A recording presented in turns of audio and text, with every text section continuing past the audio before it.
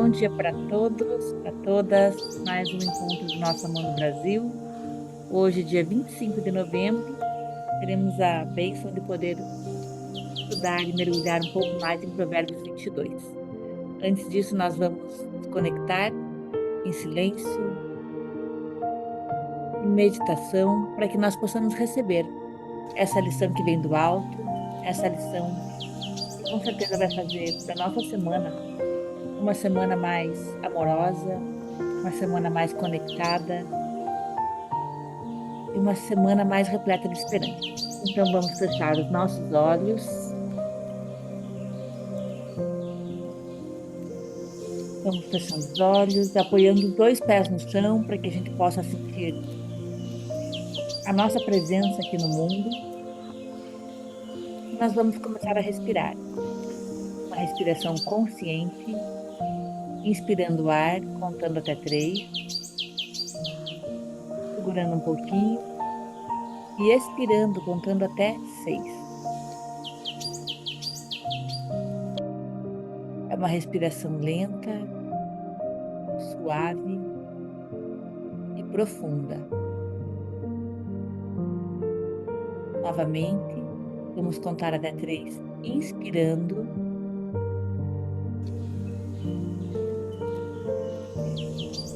Expira contando até 6.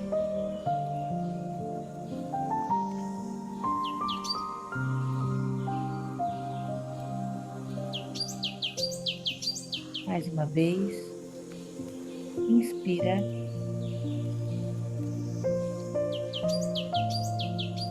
E expira.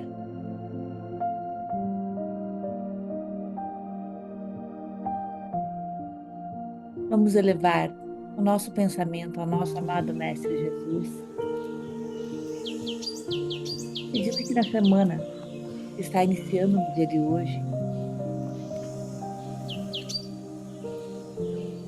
nós tenhamos a coragem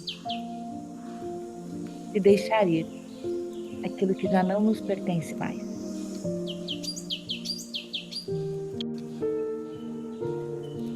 Inspira essa coragem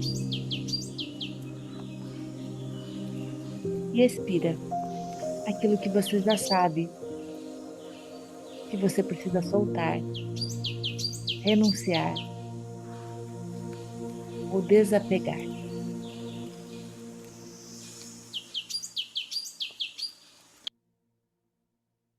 A respiração é como o fluxo da nossa vida.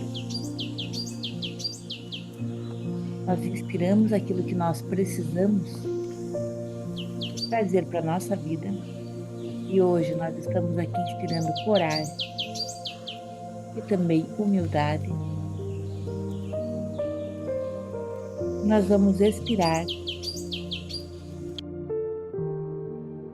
aquilo que já não combina mais com o nosso momento, com a nossa fase de vida, com o nosso novo jeito de andar. Talvez a vida esteja nos pedindo para renunciar a algumas companhias, alguns comportamentos, alguns medos,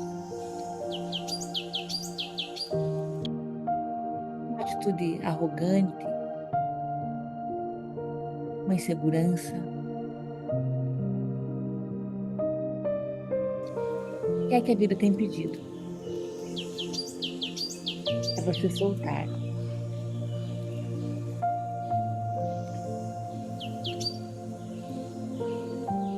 Nem sempre é fácil fazer essa renúncia, mas Deus está conosco a todo momento. E nessas horas, mais do que em qualquer outra, às vezes o movimento que Ele faz além da nossa vontade.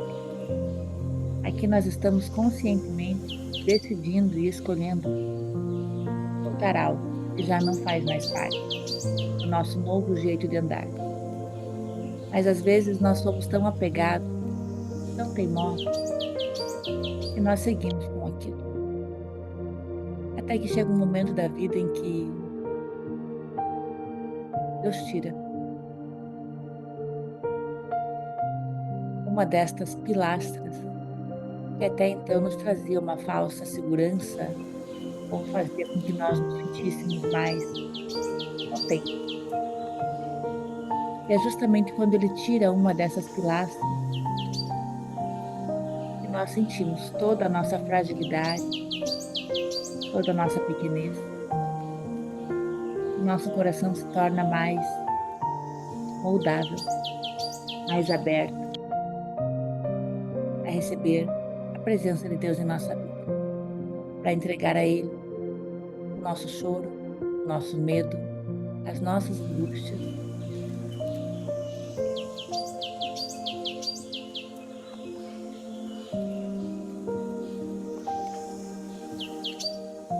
Vai inspirando coragem, vai inspirando humildade e vai expirando o seu desapego, o seu soltar.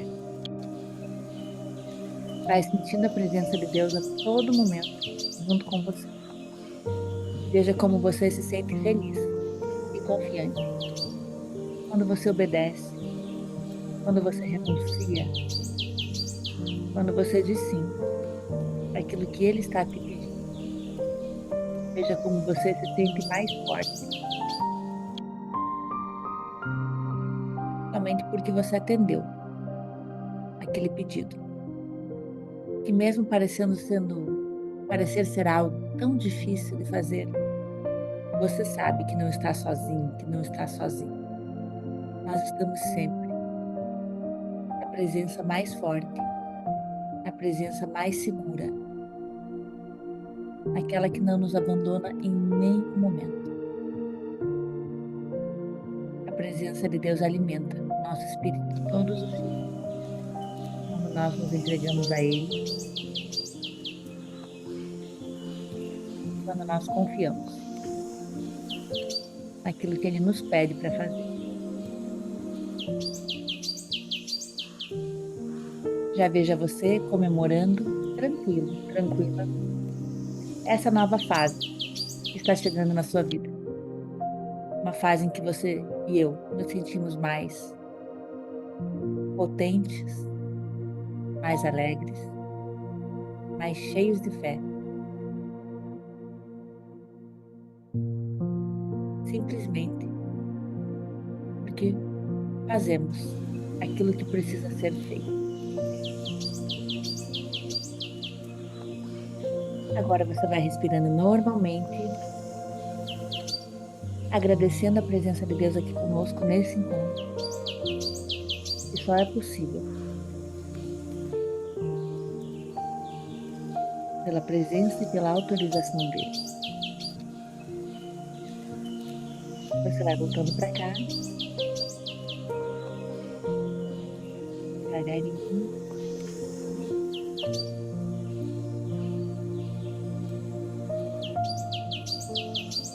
Vou pedir para vocês compartilharem, para a gente ser mais rápido hoje, aqui no chat, o motivo de gratidão da semana, pelo que você se sente grato ou grata. Anotem aqui no chat.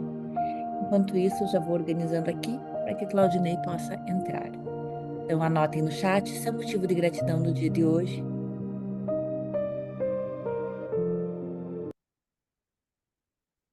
Isto.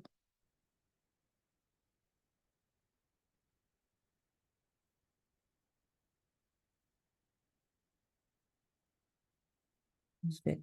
Muito bom. Saúde, que mais? Família, que mais? Estar vida. Uhum. Família, estar aqui presente, no amando. Acordar mais um dia com saúde. Uhum.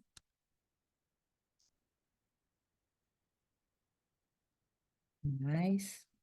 Não deixem de colocar, não deixem de anotar, porque quando a gente reconhece aquilo que nos faz bem, aquilo que nós temos, quando nós tiramos o olhar da falta, nós estamos muito mais abertos para receber a linda mensagem que nós vamos poder ouvir hoje de Provérbios 22, através da generosidade do Claudinei. Muito obrigada, Claudinei, por estar aqui conosco, por trazer para nós esse estudo. Está com você.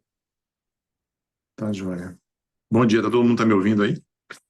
Sim, Tá todos, ouvindo bem, né? sim. Tá, joia. Meu motivo de gratidão, quero agradecer, acho que foi muito oportuno essa semana eu estar compartilhando com vocês aqui um pouquinho sobre a palavra de Deus, né? A palavra do Senhor. Estou saindo daqui a pouquinho para fazer uma viagem de 10 dias e semana de aniversário também, comemorando mais um ano, então acho que foi um motivo bem especial para estar aqui com vocês. É interessante que Provérbios a gente vai vendo, acho que é um livro da Bíblia que a gente pode passar, acho que um ano inteiro estudando ele e tem coisa para aprender, né? No próprio capítulo de 22 aqui a gente vê quantos ensinamentos a gente tem num capítulo apenas. E nos outros capítulos que as pessoas vão compartilhando também, a gente não consegue destacar. Se a gente for falar aqui, nós vamos ficar falando por horas e sobre um capítulo apenas. Mas eu queria destacar algumas coisas aqui no capítulo 22. Talvez a minha linguagem da minha Bíblia aqui é uma nova tradução da linguagem de hoje, é uma Bíblia, dá para ver que está bem surradinha, a Bíblia da família que eu uso há muitos anos. E ela tem uma linguagem um pouquinho mais moderna, né? Mas eu queria destacar um pouquinho com vocês algumas coisas aqui, tá? Primeiro, o capítulo 22, ele começa uma série de 30 provérbios específicos que alguns sábios escreveram. Eu acredito, assim, o livro de provérbios foi escrito por Salomão, mas ele com certeza pegou ensinamentos e, nesse caso aqui, do capítulo 22, mensagens de alguns sábios. E no capítulo 22 começa uma sequência de 30 provérbios específicos para algumas situações da vida, né? E o capítulo 22, ele tem cinco provérbios dessa sequência de 30, que vai até o capítulo 24, tá? Mas antes de falar um pouquinho sobre esses cinco, tem um verso do capítulo 22 que permeou muito a minha vida na criação dos meus filhos, né? Eu tenho 3 filhos, 2 meninas e um menino, já grandes. Mas o verso 6 diz o seguinte: as traduções mais tradicionais falam e ensina, mas a minha diz o seguinte: eduque a criança no caminho em que deve andar e até o fim da sua vida não se desviará dele. E no capítulo 15, no versículo 15, ele fala: é natural que as crianças façam tolices, mas a correção as ensinará a se comportarem. Muitas vezes a gente pensa assim: por que não ensinar os nossos filhos na vida espiritual, né? Ou por que ensinar? Tem muitos pais que acham aconselhável esperar que as crianças cresçam para decidirem exatamente que caminho que elas vão querer seguir, né? E pensam que assim vão dar a liberdade para ela. Não, você escolhe o que você quer fazer espiritualmente e como você quer agir, né?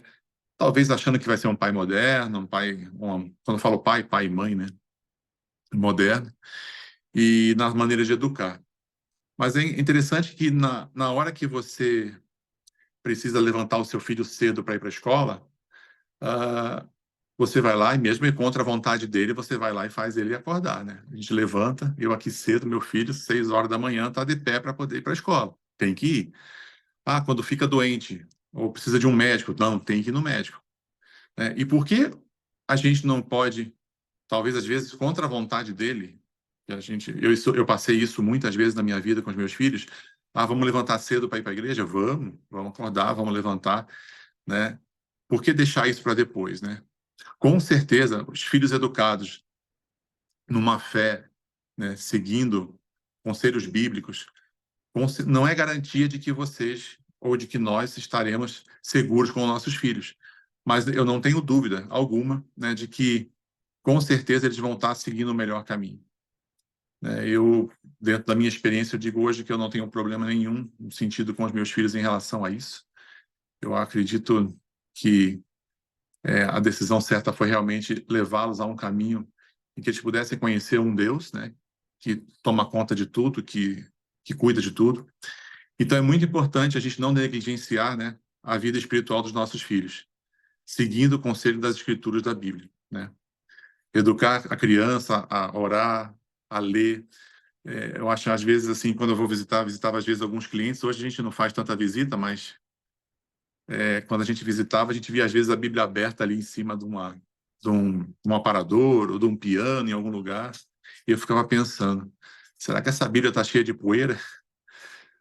Será que há um manuseio da palavra de Deus, né, dentro daquela casa, ou ela está ali só para enfeitar? Né? A Bíblia parada em cima de sala ou em cima de algum lugar não é garantia de nada. A gente precisa manusear, né? E a gente precisa gastar ela, né? Eu falo que minha Bíblia aqui está gasta, nossa, está saindo até as cascas dela. Então, acho que isso é importante. Então, eu queria destacar isso, né? Primeiro, no capítulo 22, essa questão do ensinamento aos nossos filhos, né? E nos 5 provérbios que são específicos de alguns sábios, né? Desses 30, eu vou ler para vocês esses 5. Eu não quis ler todo o capítulo, porque eu acho que isso a gente deveria já ter dado uma lida antes, né? Mas, assim, pelo menos esses 5 eu acho que é importante a gente ressaltar. Então, o primeiro provérbio dos sábios que Salomão ele relatou, ele fala: não tire vantagem do pobre só porque ele é pobre, nem se aproveite daqueles que não tiverem quem se defenda no tribunal, pois o Senhor defenderá a causa deles e ameaçará a vida de quem os ameaçar. O conselho 2: não faça amizade com pessoas grosseiras ou violentas. Você poderá pegar os seus maus costumes e depois não conseguirá livrar-se deles. O conselho número 3: não aceite ser fiador de ninguém, porque se você não puder pagar a dívida, levarão embora até a sua cama. 4: não mude de lugar os marcos de divisa de terras que os seus antepassados colocaram. E o quinto e último desse capítulo: você conhece alguém que faz bem o seu trabalho?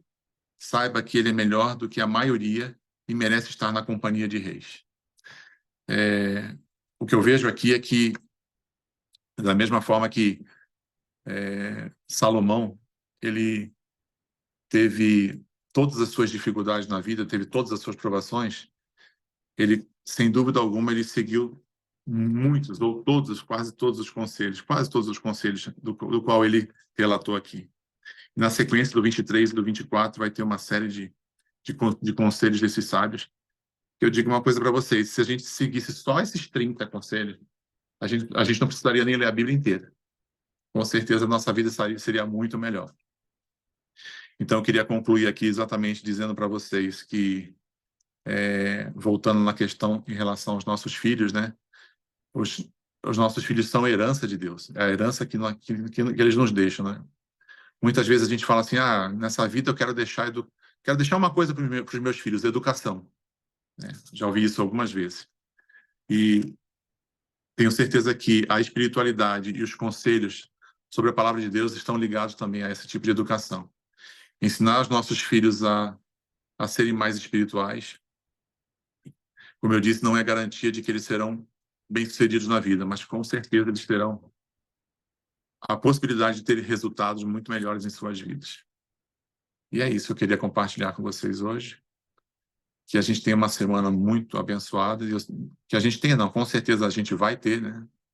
Ele já prometeu para a gente que a gente possa seguir essa semana de uma forma, para aqueles que ainda não têm, que talvez os filhos estejam grandes, né? Mas que a gente possa compartilhar e multiplicar esses ensinamentos que Deus deixou para a gente aqui no livro de Provérbios. Muito obrigada, Claudinei, pela riqueza especialmente desse chamado que você fez para nossa atenção em relação aos filhos, do quanto isso é importante, e por já introduzir a nós esses 30, né, 5 desses 30 principais versículos que são orientações de vida. Vamos deixar aberto quem gostaria de compartilhar sobre a sua leitura, sobre o que ouviu. Quem gostaria?